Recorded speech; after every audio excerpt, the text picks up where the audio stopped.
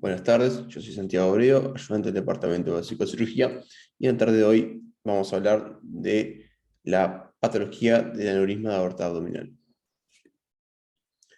Vamos a empezar definiendo lo que es el aneurisma de aorta, ¿tá? Vamos a continuar haciendo una pequeña reseña anatómica de lo que es la aorta, la etiopatogenia de esta patología, el diagnóstico y algunos principios y directivas grandes del tratamiento de la misma. Empezamos con la definición. Se define el aneurisma de aorta abdominal como la dilatación focal y permanente de la arteria aorta que afecta a todas las capas de la pared arterial. Se define a su vez como una dilatación superior al 50% del diámetro normal del vaso a nivel de la aorta infrarrenal. Se considera que este nivel patológico, este diámetro es patológico por encima de 3 centímetros. ¿Tá?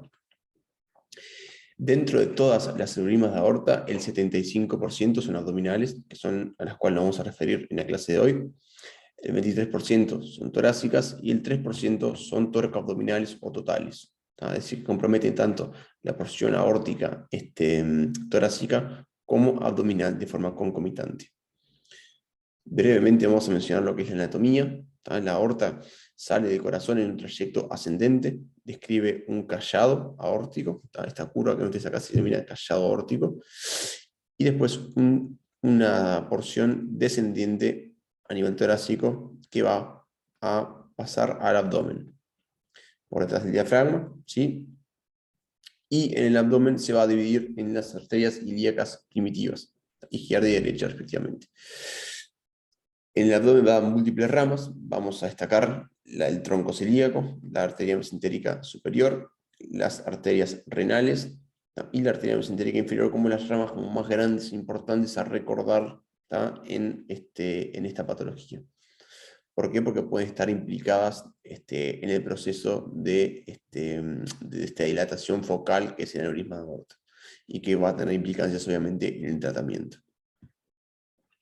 A nivel histológico, es decir, a nivel microscópico, la aorta y cualquier otra arteria se divide en 3 grandes capas. Una capa más interior, o también denominada íntima, una capa media, en la cual está la mayoría de los músculos, se encuentran todos lo que son las fibras musculares lisas, y una capa externa o adventicia, la cual existen fibroblastos que son los que van a formar lo que es la matriz extracelular y el colágeno.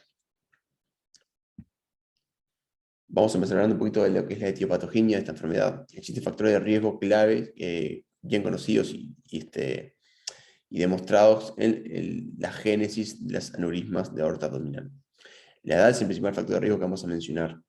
¿Por qué? Porque se ha visto que cuanto mayor la edad, más que nada después de 60, 65 años, que es cuando ocurre el pico de incidencia de esta patología, es cuando hay más alteraciones y menor formación de lo que es colágeno a nivel de todos los tejidos del cuerpo. Y esto va a estar implicado obviamente en lo que es la génesis del aneurisma. Se ha visto a su vez que el sexo masculino es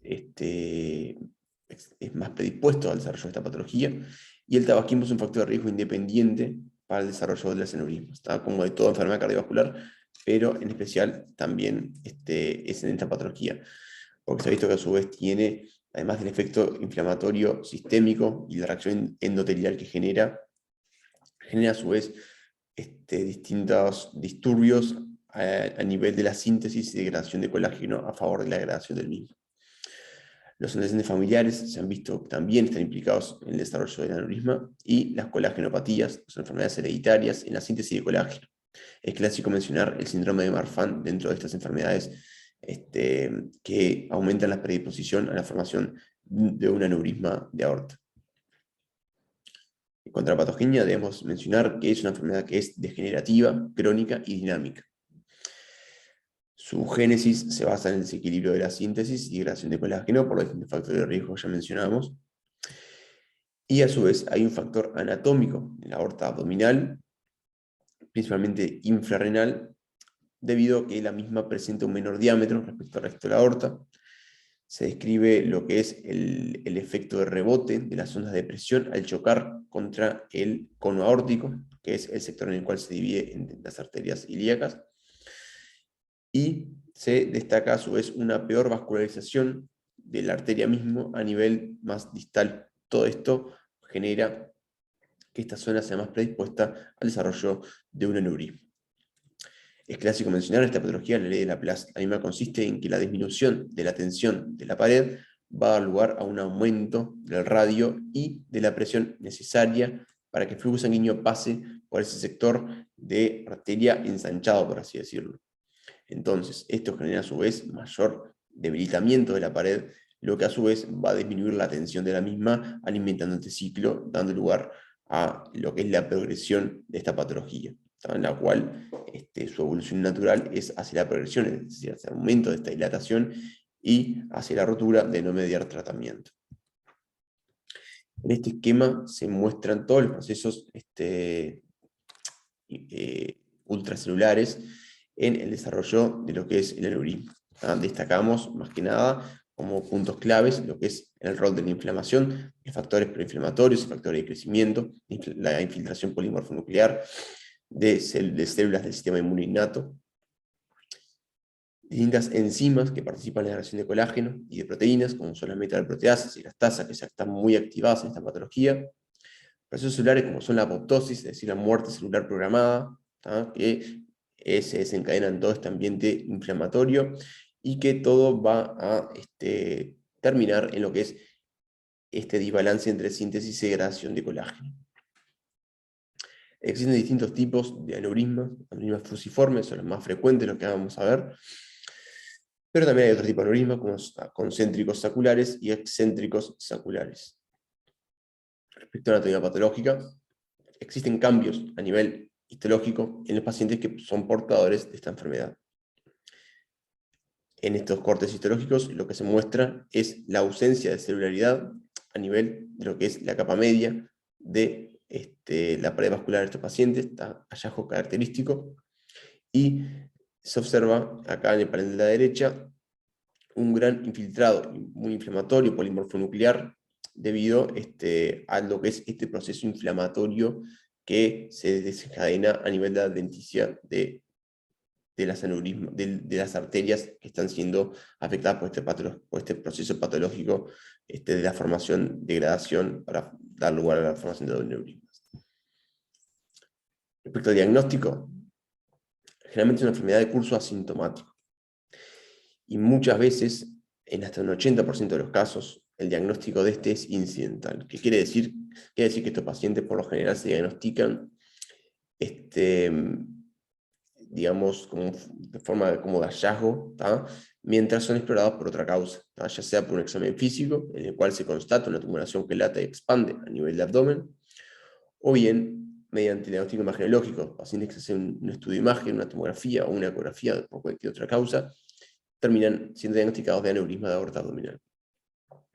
Es importante mencionar que hasta en un 20% de los casos, los pacientes se presentan de forma sintomática, es decir, bajo la forma de complicaciones que vamos a ver a continuación. Y por último, mencionar que el estudio de imagen de mayor rendimiento y que más vamos a utilizar en la clínica para el aneurisma de aorta es la angiotomografía. Respecto a las complicaciones, hay varias. La más frecuente y la que más nos va a importar es el sufrimiento y la rotura aneurismática. El sufrimiento hace referencia al dolor que presentan los pacientes cuando el aneurisma está sufriendo antes de que se rompa. Se llama síndrome de prerrotura. Y la rotura lo que agrega es a este dolor una insuficiencia hemodinámica o signos de shock hemorrágico. Después tenemos complicaciones isquémicas. Dentro de estas destacamos las embolias distales, que son, por ejemplo, trombos que se forman en el aneurisma que migran hacia vasos distales y tapan las arterias en distintos segmentos, en distintas topografías, dando lugar a fenómenos isquémicos distales.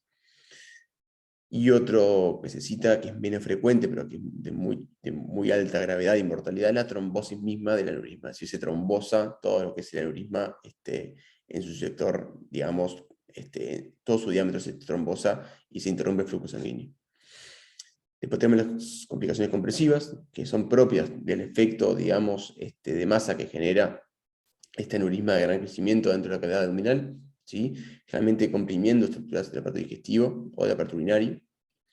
Y por último están las fistulizaciones, que son la abertura de este aneurisma hacia otra cavidad, como puede ser hacia el intestino, configurando una fístula aortoentérica, hacia otro vaso, realmente la vena cava por su proximidad anatómica, creando una fístula aortocava, o por último la abertura de esta hacia la cavidad peritoneal. Todas estas son cuadros de elevada mortalidad. Respecto a la rotura, volvemos a mencionar e insistir que es la complicación más frecuente, presenta una alta mortalidad, y en muchos casos, como vimos, hasta el 20%, o quizás un poquito menos, 20% serían los sintomáticos, pero dentro de estos, en un pequeño porcentaje, es la presentación inicial de esta patología. Es un paciente que consulta por dolor abdominal termina teniendo una rotura aneurismática. Se ha visto que las mujeres presentan mayor riesgo de rotura a menor diámetro de aneurisma, y que el mismo se favorece por condiciones como una hipertensión arterial mal controlada o pacientes con EPOC. Existen algunos predictores del riesgo de rotura. Los más importantes son el diámetro y el crecimiento acelerado del mismo. Clínicamente, estos pacientes se van a presentar con dolor abdominal intenso, súbito, también puede ser lumbar, que se acompaña de lo que se denomina síndrome neurovegetativo, con palidez cutánea y mucosa, sudoración y elementos de mala perfusión, de insuficiencia hemodinámica o de shock. ¿Sí? Es importante destacar que en los últimos años la mortalidad de la rotura aneurismática ha disminuido gracias al avance en el tratamiento. En esta tomografía se ve lo que sería un aneurisma de aorta roto. ¿Sí? Esto que ven ustedes acá en el medio con la flecha es un aneurisma de aorta abdominal infrarrenal. Lo que está más oscuro es un trombo, y lo que está más claro es contraste dentro de la aorta. Y lo que está marcando la flecha es un gran hematoma generado a nivel del retroperitoneo. Generalmente hay una rotura y se mantiene el hematoma en el retroperitoneo, y eso permite que se pueda operar y se pueda hacer intento de excluir, como vamos a ver después, el flujo arterial de este aneurisma y lograr salvar al paciente en el caso de rotura, que es una emergencia quirúrgica. Vamos a mencionar algunas generalidades del tratamiento. No todos los pacientes son candidatos a cirugía. Pacientes asintomáticos con diámetros pequeños, inicialmente no son pacientes candidatos a cirugía, sino que está indicado el control, el seguimiento imagenológico y el control de los factores de riesgo cardiovascular, especialmente de la presión arterial y del tabaquismo. ¿Qué pacientes asintomáticos son candidatos a cirugía? Bueno, aquellos que tienen mayor riesgo de rotura, y como vimos, el mayor predictor de riesgo de rotura es el diámetro del aneurisma y el crecimiento del mismo. Entonces, a grandes rasgos, está indicado el tratamiento quirúrgico en aneurismas mayores, con un diámetro mayor a 50 milímetros en mujeres y mayor a 55 milímetros en hombres. Y recordar que pacientes sintomáticos configuran lo que son urgencias o incluso emergencias quirúrgicas, las cuales se deben atender en el momento. Respecto al tratamiento quirúrgico, como ya veníamos mencionando, el objetivo va a ser excluir la circulación sanguínea del segmento aneurismático. Es decir, que la sangre deje de pasar por el aneurisma para evitar la progresión del mismo. Hay dos abordajes para lograr este objetivo: el convencional y el endovascular. El abordaje convencional, o cirugía abierta o a cielo abierto, es el que se hizo toda la vida, y presenta un mayor índice de morbimortalidad respecto al tratamiento endovascular, asociado a su vez a una mayor estadía hospitalaria. Sin embargo, muchas veces es el único recurso disponible para el tratamiento de los aneurismas de aorta roto o en sufrimiento en la urgencia, ya sea porque no hay personal capacitado en cirugía endovascular, o porque no se disponga de materiales suficientes para la realización del mismo. Por otro lado, el tratamiento endovascular es un tratamiento mínimamente invasivo, con buenos resultados, que es sin dudas el tratamiento de elección, siempre que el mismo esté disponible en un paciente de coordinación. En esto es lo que consiste la cirugía abierta: abrir el aneurisma, ¿sí? Y colocar una prótesis que excluya el flujo sanguíneo de esta bolsa que es el aneurisma, y que permita que el mismo ocurra a través de la misma prótesis. Entonces se excluye el aneurisma de lo que es la circulación arterial a dicho nivel. Así es como se vería en una cirugía. Se utilizan a nivel de la aorta las prótesis de material llamado Dacron. Y acá tenemos lo que es el tratamiento endovascular. El mismo consiste en realizar un abordaje mínimamente invasivo, habitualmente a través de la arteria femoral. Se introduce una guía y bajo visión radioscópica se empieza a desplegar la prótesis vía endovascular, ¿tá? Haciendo que la sangre fluya a través de la misma y que no lo haga a través del aneurisma. Así es como se vería un preoperatorio y un posoperatorio de una colocación de una endoprótesis de aorta abdominal. Esto, lo que ven ustedes acá, es una reconstrucción 3D de una angiotomografía. En suma, el aneurisma de aorta abdominal es una enfermedad muy frecuente, presenta un curso inicial que es asintomático y esto lleva a que muchas veces sea subdiagnosticado. Es una enfermedad degenerativa y multifactorial y que presenta complicaciones potencialmente mortales. Sin embargo, en los últimos años existen grandes avances en su tratamiento que han permitido mejorar el pronóstico de la misma, ya sea en pacientes asintomáticos como ante complicaciones. Muchas gracias.